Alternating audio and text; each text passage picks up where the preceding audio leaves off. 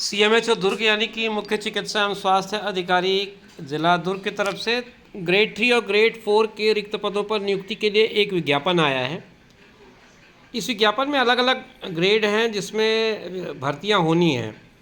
अलग अलग पद हैं जो अलिपिकी, पैरामेडिकल और नर्सिंग तृतीय सेवा श्रेणी के अंतर्गत आते हैं।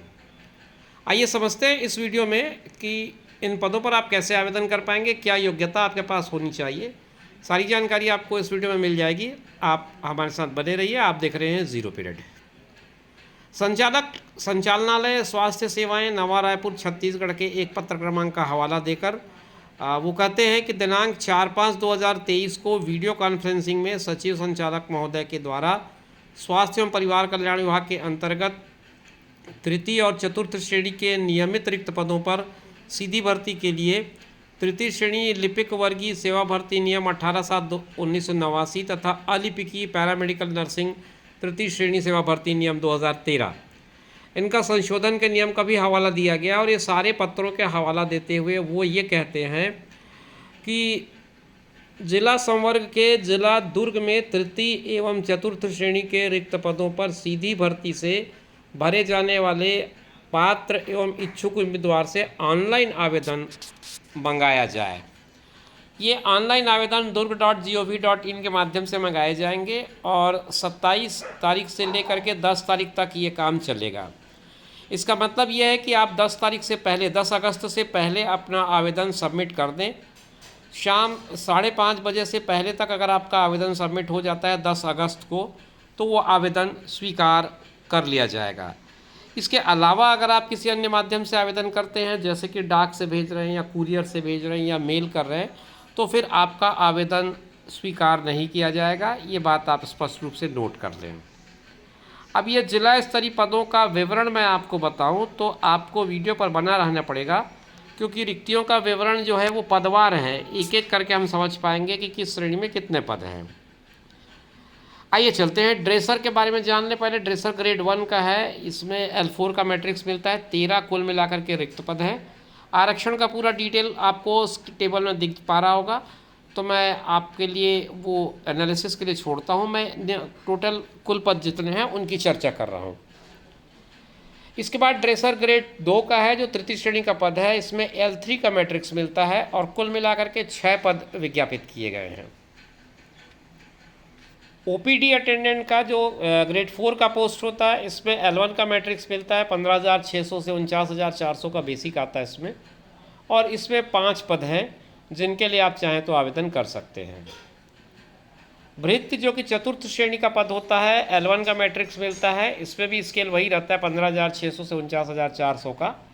इसमें 8 पद हैं और इन 8 पदों के लिए आप चाहें तो आवेदन कर सकते हैं। योग्यताओं के बारे में मैं चर्चा एक साथ करूँगा। अभी आप पदों की संख्या जान लें। भृत्य आप्लिक वार्ड बॉय है, ये भी चतुर्थ श्रेणी का पद है। लेवल 1 का पद है। 15,600 से 49,400 का इसका भी स्केल बताया गया है। इसके बाद चतुर्थ श्रेणी का ही आया का पद है। मैं बता दूं, वार्ड बॉय वाला जो कैटेगरी है उसमें 11 पद थे और आया में 26 पद है। ये भी L1 का ग्रेड आपको देता है। तो ये मैंने आपको कुछ 6 अलग अलग पदों के बारे में जानकारी दे दी। आगे चलते हैं। 7वें नंबर पर है स्वीपर का पद। स्वीपर का पद आपको पता ही है, ग्रेड 4 का पोस्ट होता है। L1 का मैट्रिक्स मिलता है और 11 रिक्त पद हैं इसमें।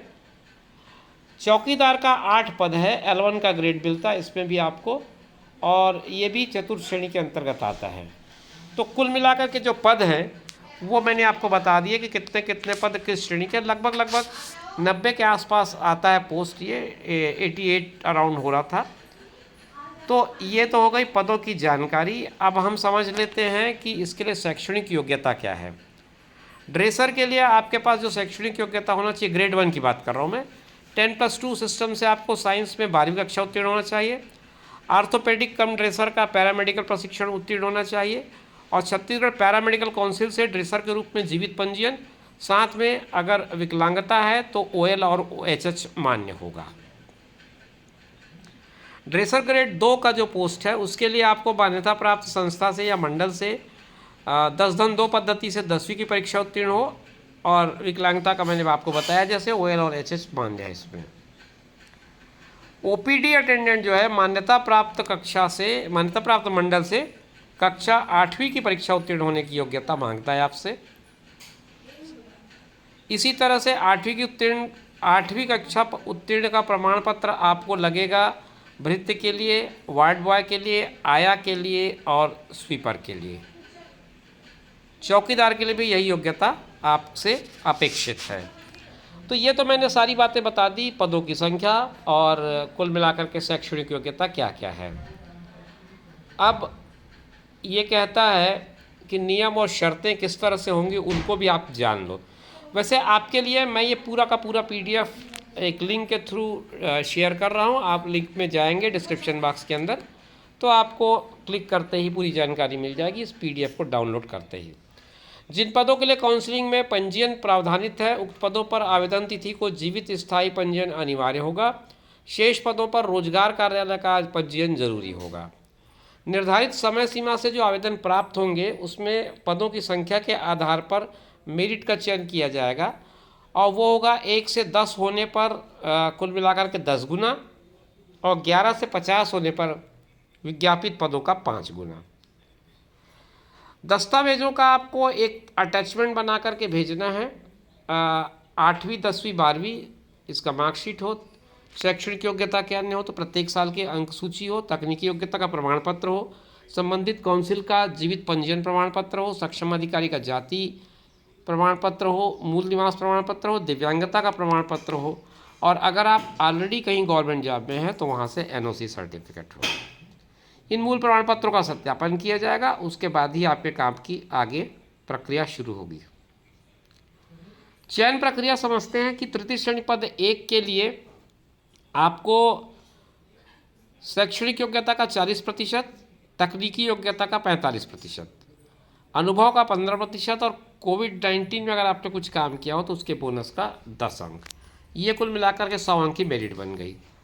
अब तृतीय श्रेणी पद क्रमांक 2 के लिए भी लगभग यही है। शैक्षणिक योग्यता का 85%, अनुभव का 15%, कोविड-19 में आपका जो कोई एक्सपीरियंस है तो 10%।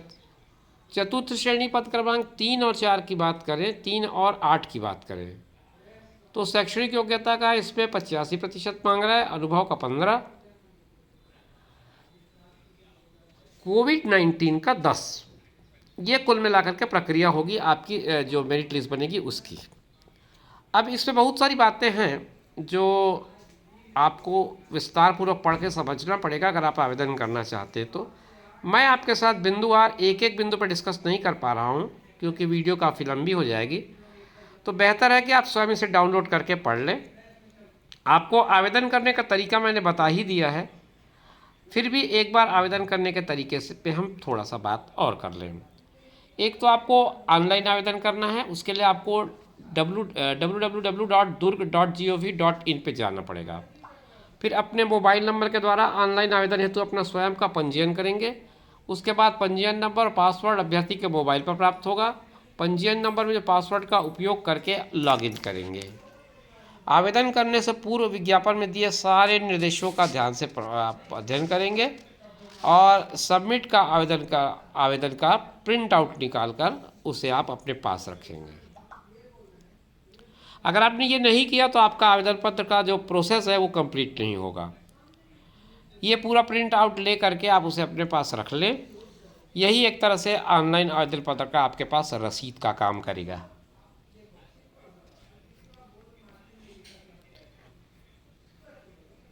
तो ऑलमोस्ट मैंने सभी बातें आपसे डिस्कस कर ली हैं। मैं नहीं समझता कि कोई चीज़ रह गई होगी। अब आपको आवेदन ऑनलाइन करना है, आपको durg.gov.in पे जाइएगा, वहाँ पर क्लिक करिए तो आपको आगे का जो प्रोसेस है वो अपने आप समझ में आ जाएगा। शुभकामनाओं के साथ इस वीडियो को मैं यहीं पर विराम दे रहा हूँ। आगे आपसे फिर बात करेंगे और इसी तरह के नए इन्फॉर्मेशन या कोई सिलेबस का वीडियो आपके साथ शेयर करेंगे। उम्मीद करता हूँ कि आप उस वीडियो में हमारे साथ होंगे। फिर मुलाकात का वादा लिए इस वीडियो को मैं यहीं पर समाप्त कर रहा हूँ। नमस्कार। अपना और अपनों का ख्याल रखें। धन्यवाद।